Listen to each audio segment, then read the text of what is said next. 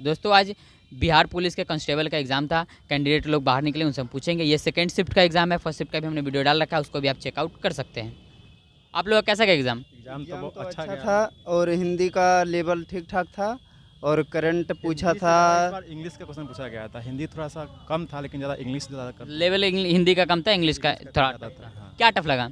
English में ऐसा था कि बड़ा बड़ा क्वेश्चन डाल दे रहा था तो बच्चा मतलब पढ़ ही के मतलब समझ नहीं आता, बच्चा क्वेश्चन देख के भाग जाएगा। क्या जैसे एक दो सवाल आप बता सकते हैं? मतलब 3-4 लाइन में उसका इंग्लिश का लैंग्वेज डाल दिया था, सेंटेंस। सिनोनिम से एक एंटोनिम से पूछा था, एक सिनोनिम से पूछा था और एक ही था। हाँ एक ब्लैंक भरने वाला दिया था। प्रीपोजिशन किस पे था वो? हाँ वो प्रीपोजिशन। और क्या था इंग्लिश में? मैथ पैटर्न ज़्यादा अच्छा था। अच्छा, सिंपल था मैथ का, और मैथ का कई लोग बोल रहे हैं कि लेवल पास आउट थे, बाकी क्वेश्चन सब सही। अच्छा ये बताइए कि सबसे टफ सारे सेक्शन में क्या था?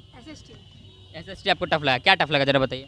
उसमें क्वेश्चन जो था ज़्यादा हिस्ट्री से था, जो मुझे नहीं पता था। बाकी मुझे मैथ सारे पैटर्न सही लगे थे, बायोलॉजी सब सारे। हिस्ट्री में पूछा था बंगाल का अंतिम स्वतंत्र शासक कौन था, ये पूछा था। और ये एक अनुच्छेद से पूछा था, नीति निर्देशक तत्व से एक पूछा था और एक पूछा था वहाँ और से। कोई आर्टिकल था संविधान संशोधन वगैरह ये सब? नहीं संशोधन नहीं था, यही एक था। नीति निर्देशक तत्व से पूछा था और पूछा था महालेखा नियंत्रक परीक्षा का कार्यकाल। लेखा का कार्यकाल कितना टाइम तक होता है?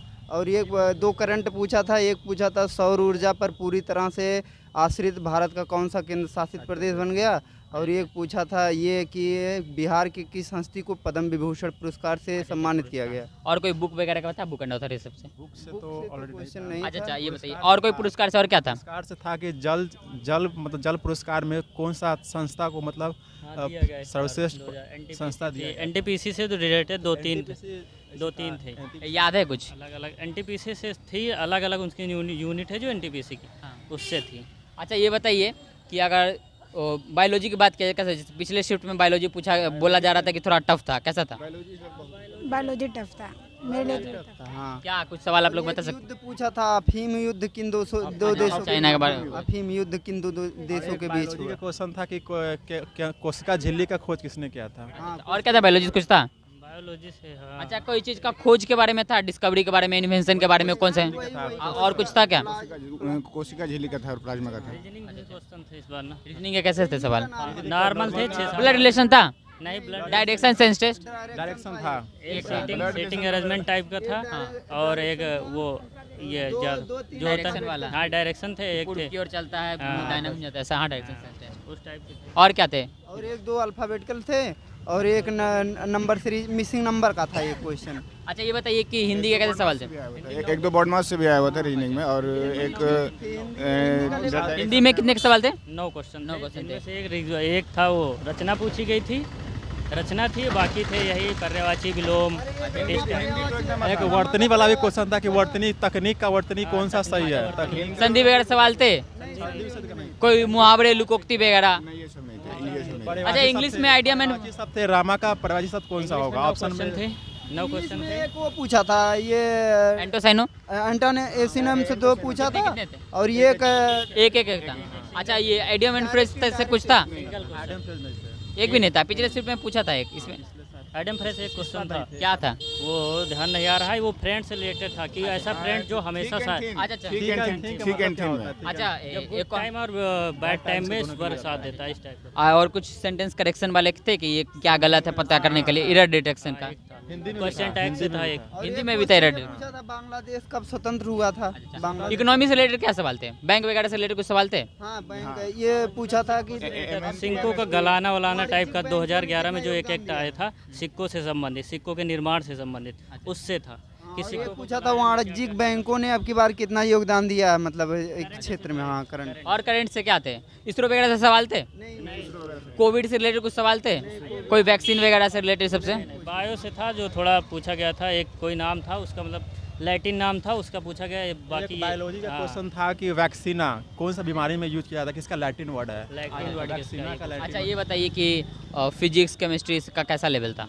फिजिक्स केमिस्ट्री का मॉडरेट था, इजी ना टफ, मॉडरेट क्वेश्चन था। पिछले शिफ्ट में कुछ लोग बोले थोड़ा टफ था कि थोड़ा डीप में रीजनिंग फिजिक्स का पूछा जाता है थोड़ा डीप में कि फार्मूला बेस्ड बनाने का, ऐसा कुछ तरह। मतलब जैसे न्यूमेरिकल नहीं था, न्यूमेरिकल नहीं था, एक मिनट। जैसे नॉर्मल थ्योरी थी, थ्योरी क्या था? एक दो सवाल आप लोग को याद है? सवाल याद है? क्वेश्चन तो नहीं है लेकिन यह है कि थ्योरेटिकल। अच्छा ये बताइए Biology कि से ज्योग्राफी से plant क्या कैसे सवाल थे? होते हैं? ज्योग्राफी का जियोग्राफी तो था ही नहीं, एकदम बिल्कुल जियोग्राफी नहीं था।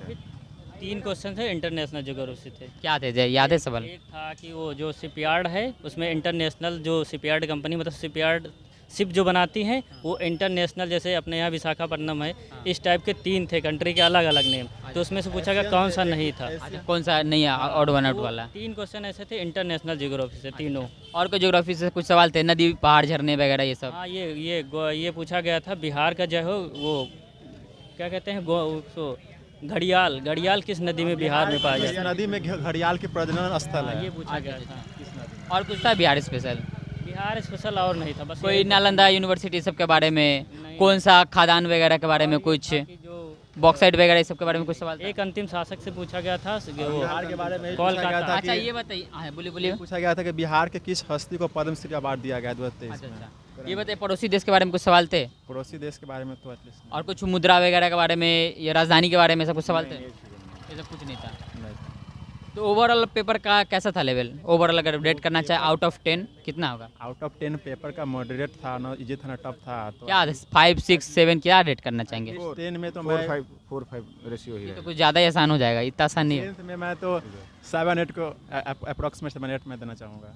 अच्छा अच्छा, आप 4 बोल रहे हैं। अच्छा ये बताइए कि पिछले बार के मुकाबले इस बार कैसा था? उसके पिछली बार बार मैंने एग्जाम नहीं दिया था। आपने प्रीवियस ईयर देखा तो होगा? मैंने दिया था पिछली आपने- बार। हाँ, पिछली बार के तो मुकाबले। पिछली बार का थोड़ा सा टफ ही है लेवल, तो इसका थोड़ा सा इससे tough है। इंक्रीज करेगा ही करेगा। हर साल अगला कुछ ना कुछ आप increase लोगों का करेगा। कितना सही होगा, कुछ अंदाजा? मेरा तो ऐसा क्वेश्चन देखकर लग रहा है कि 60-70 एटलीस्ट जाएंगे। अच्छा आपका? उसी के लगभग मेरा भी जाएगा। अच्छा अच्छा, बहुत बहुत धन्यवाद।